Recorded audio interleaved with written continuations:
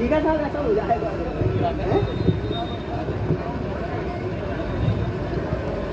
राष्ट्रपिता महात्मा फुले, गूंगों को जुबान देने वाले, पैरों को कान देने वाले, गांधी को प्राण देने वाले और भारत को संविधान देने वाले हमारे मसीहा बाबा साहब और बहुजन समाज में जन्मे मान्यवर कांशीराम साहब एवं मंचासीन सभी अतिथिगण और उपस्थित सभी साथियों, आज हम बाबा साहब की जयंती मना रहे हैं। हमारे सभी साथियों ने कहा है और संविधान की तारीफ की है, शिक्षा की तारीफ की है। मैं यह केवल एक ही बात कहना चाहूंगा कि बाबा साहब ने संविधान बना करके हमें 1950 में सौंप दिया था। जब संविधान बनाया था तो जिनके हाथों में सौंपा था, तो संविधान सौंपते हुए बाबा साहब पहले तो खुश हुए और फिर उदास हो गए। तो महामहिम ने पूछा था कि बाबा साहब आप उदास क्यों हो गए, आपने देश का संविधान बनाया है। तो बाबा साहब ने कहा कि महामहिम, मैंने संविधान तो इन लोगों के भले के लिए बनाया है, लेकिन इन लोगों ने तुमको चुन करके भेजा है, तो मेरी मजबूरी है कि मैं संविधान तुम्हारे हाथों में सौंप रहा हूं। इस देश का संविधान चाहे कितना भी अच्छा क्यों नहीं हो, अगर उसको लागू करने वालों की नीयत ठीक नहीं होगी तो हमारे लोगों का भला नहीं होगा।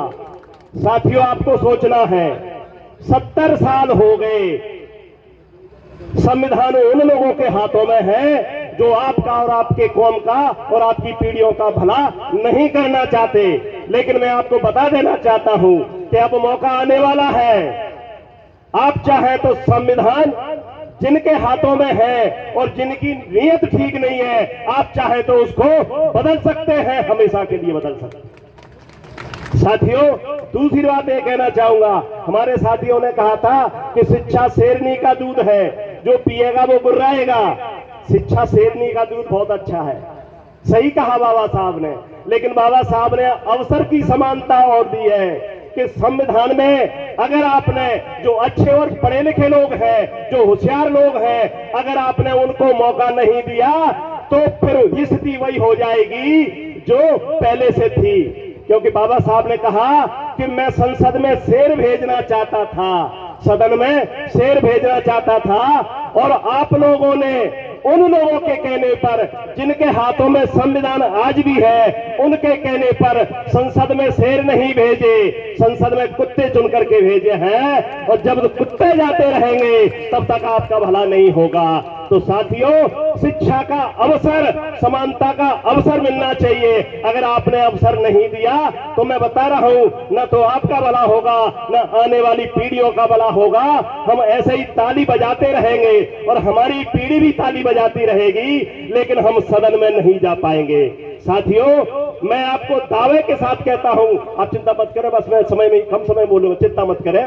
मैं आपको दावे के साथ कहता हूं कि मैं डिप्टी कमिश्नर रहा और 20 साल मैंने इस आंदोलन में दिया, 25 साल आंदोलन में दिया, उसके बाद नौकरी छोड़ी, लेकिन उसके बाद भी आप मेरी हालत ये देख सकते हैं। तो इसी तरह बाबा साहब का हश्र हुआ था, बाबा साहब को सदन का मुंह देखने के लिए नहीं मिला था, लेकिन कोई बात नहीं है, बाबा साहब की बदौलत मुझे वो तनख्वाह मिलती है, वो मुझे सुविधाएं मिलती है कि जब तक मैं जिंदा रहूंगा, चाहे मुझे कोई पद मिले या नहीं मिले, जब तक मैं जिंदा रहूंगा तब तक मुझे पेंशन मिलती रहेगी, और मेरे मरने के बाद मेरे बच्चों को भी, मेरी बीवी को भी पेंशन मिलती रहेगी। साथियों, बाबा साहब का ये कर्ज है, हम लोग कभी जिंदगी में चुका नहीं पाएंगे।